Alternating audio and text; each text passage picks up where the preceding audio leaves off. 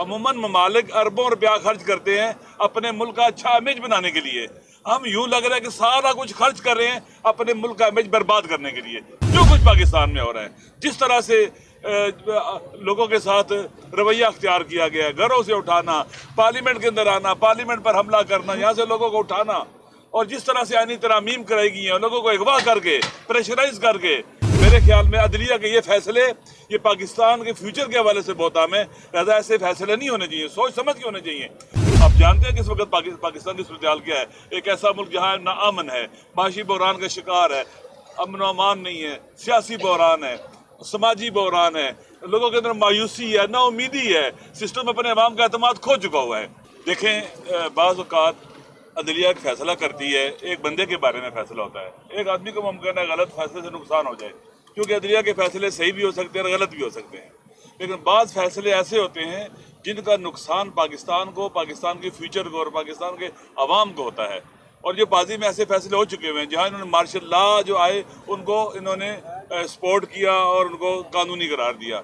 इसी तरह से जैसे इन्होंने इलेक्शन से पहले एक पार्टी का निशान छीन लिया, ये बहुत बड़ा ऐसा फैसला था जो पाकिस्तान के जमहूरी जो इदारे हैं और पाकिस्तान की जमहूरी जद्दोजहद है उसके ऊपर असरअंदाज था। फिर उसके बाद फॉर्म 45 से 47 के जो फैसले हुए, जो कोर्ट्स में गए, और उसके आप देखें क्या सूरत हाल बनी हुई है। तो मेरे ख्याल में ये जो फैसला है मिलिट्री कोर्ट्स के हवाले से, ये पाकिस्तान के फ्यूचर से ताल्लुक है, इसका अवाम के फंडामेंटल राइट्स से, बुनियादी इंसानी हकूक़ से ताल्लुक है, और पाकिस्तान का जो दुनिया में इमेज है उससे ताल्लुक है। अमूमन ममालिक अरबों रुपया खर्च करते हैं अपने मुल्क का अच्छा इमेज बनाने के लिए। हम यूं लग रहा है कि सारा कुछ खर्च कर रहे हैं अपने मुल्क का इमेज बर्बाद करने के लिए।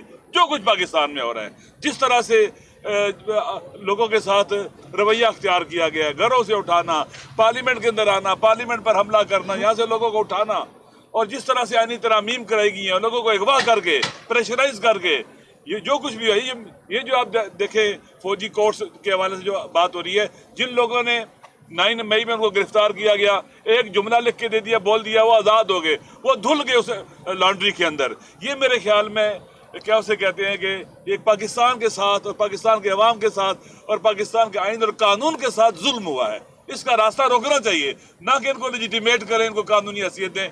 मेरे ख्याल में अदलिया के ये फैसले ये पाकिस्तान के फ्यूचर के हवाले से बहुत आम है। लिहाजा ऐसे फैसले नहीं होने चाहिए, सोच समझ के होने चाहिए, ताकि पाकिस्तान के अवाम और पाकिस्तान के आइन में दिए जो हुकूक हैं उनके मुताबिक पाकिस्तान के अवाम अपने हुकूक को प्रैक्टिस कर सके और दुनिया में पाकिस्तान का इमेज खराब ना हो।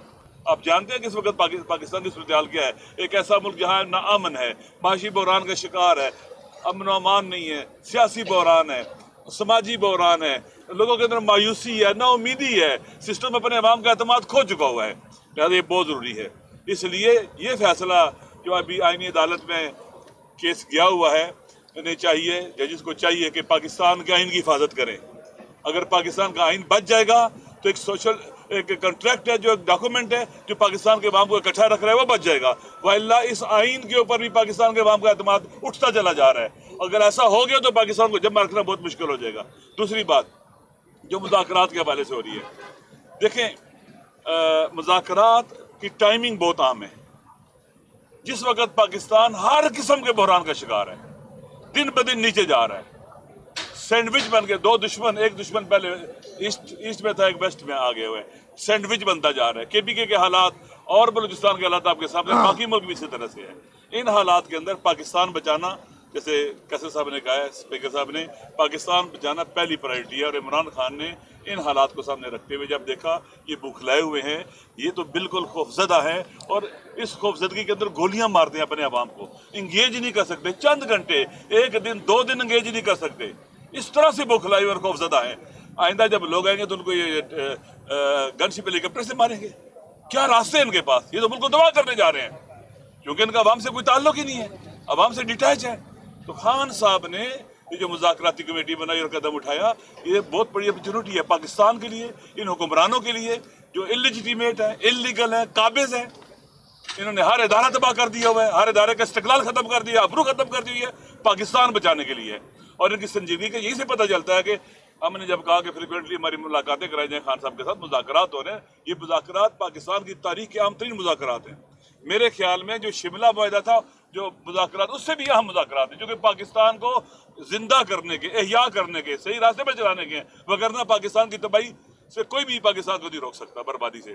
اس لیے اس کو سیریس لیں، سنجیدہ لیں، اور اس میں یہ جو ون ون والی باتیں نہیں ہیں، اس وقت پاکستان کو ہم نے آگے لے کے جانا ہے۔ پاکستان جیتے گا، پاکستان کے عوام جیتیں گے۔ یہ تو ہارے ہوئے ہیں، یہ کیا جیت سکتے ہیں؟ ان کے پاس ہے کیا دینے کو؟ انہوں نے سب کچھ چھینا ہوا ہے، غصب کیا ہوا ہے، انلیجیٹمیٹ ہے، انلیگل ہے۔ لہٰذا اصل پاکستان ہے۔ خان صاحب نے ان کو موقع دیا ہے کہ آئیں بات کریں۔ دیکھیں خان صاحب کے پاس سافٹ پاور ہے، عوامی طاقت اسے کہتے ہیں۔ اس سافٹ پاور کو یہ تشدد کر کے، گولیاں مار کے، ہارڈ پاور کے ذریعے نہیں شکست دے سکتے، اور وہ بھی اپنے عوام سے نہیں لڑ سکتے، نہیں جیت سکتے۔ ہار ان کا مقدر ہے، ان کی پیشانی پہ ہار لکھی ہوئی ہے۔ اس لیے ضروری ہے کہ مذاکرات کو سنجیدہ لیا جائے، پاکستان کی خاطر۔ اگر پاکستان سے کسی کو محبت ہے تو اپنے آئندہ نسلوں کے مستقبل کی خاطر، پاکستان کی عزت اور وقار کی خاطر۔ لہذا ضروری ہے کہ پاکستان کے فائدے کے لیے ان چیزوں کو، جو غیر ضروری رکاوٹیں، ان کو ختم کیا جائے۔ عوام کو اعتماد کی ضرورت ہے۔ دیکھیں عوام کا ٹرسٹ ختم ہو چکا ہے، اور ڈٹیچ عوام ان سے مایوس بھی ہیں۔ ان کو ہیل کرنے کی ضرورت ہے، ہیلنگ کی ضرورت ہے، ان کو امید دلانے کی ضرورت ہے، ناامیدی اور مایوسی کو ختم کرنے کی ضرورت ہے۔ کتنے لوگ پاسپورٹ بنوا رہے ہیں، پاکستان چھوڑ کے جا رہے ہیں، ڈوب رہے ہیں سمندروں کے اندر، غرق ہو رہے ہیں سمندروں کے اندر، ان کو پرواہ نہیں ہے۔ یہ کہتے ہیں ریمیٹنسز آئیں گے، اپنے وطن کے بیٹے وطن سے جدا ہو جائیں، دریاؤں اور سمندروں میں ڈوب جائیں، انہیں ریمیٹنسز کی فکر لگی ہوئی ہے، وہ پیسے بھیجیں گے، مر کے بھی پیسے بھیجیں گے تمہیں۔ لہٰذا پاکستان خوبصورت ملک ہے، اس میں بہت پوٹینشیل ہے، اس کو اگر اہل ہاتھوں میں دیا جائے تو بہت ترقی کر سکتا ہے۔ لہٰذا مذاکرات کے حوالے سے غیر ضروری رکاوٹیں ختم کی جائیں، سنجیدگی کا مظاہرہ کیا جائے، اور ہماری ملاقات خان صاحب سے کرائی جائے۔ وگرنہ پاکستان کے عوام دیکھ رہے ہیں، یہ لوگ سنجیدہ نہیں ہیں۔ ہم ان کے ساتھ بیٹھے ہیں جنہوں نے گولیاں ماری ہیں، جنہوں نے قتل کیا، لیکن پاکستان کو ہم نہیں چاہتے قتل ہو جائے، ہم سارے مارے جائیں۔ لیکن ان کی سنسیریٹی آپ کے سامنے ہے، اس قدر ڈیلے کر رہے ہیں۔ آپ جیل کے اندر ملاقات نہیں کرا سکتے، اور جو پہلی ملاقات انہوں نے کری، اب دیکھیں ایک تنگ سا کمرہ ہے، ہم 6 بندے بیٹھنے کی جگہ نہیں ہے، ٹائم بھی لمیٹڈ ہے، آزادی سے بات بھی نہیں کر سکتے۔ آپ اس طرح سے، اور پھر ساری تلاشی آپ ہماری لے رہے ہیں ایک ایک چیز کی، نہ کوئی پینسل، نہ کوئی کچھ بھی نہیں جا سکتے ساتھ، جیسے لگتا ہے کہ ہم احسان الاحسان سے ملاقات کرنے گئے ہیں۔ ایسا نہیں ہوا۔ پاکستان کا پاپولر لیڈر ہے، دنیا میں پاپولر ہے، اور پاکستان کا امیج ہے دنیا کے اندر، اور پاکستان کا وقار ہے دنیا کے اندر۔ لہٰذا باوقار طریقے سے ملاقات کرائیں، اور اچھی ماحول میں ہو، تاکہ ہم چیزوں کو آگے لے کے بڑھ سکیں، اور یہ ڈیڈ لاک پاکستان یہ سمجھے کہ ان کو کوئی فائدہ ہوگا، یہ اور برباد ہوں گے انشاءاللہ۔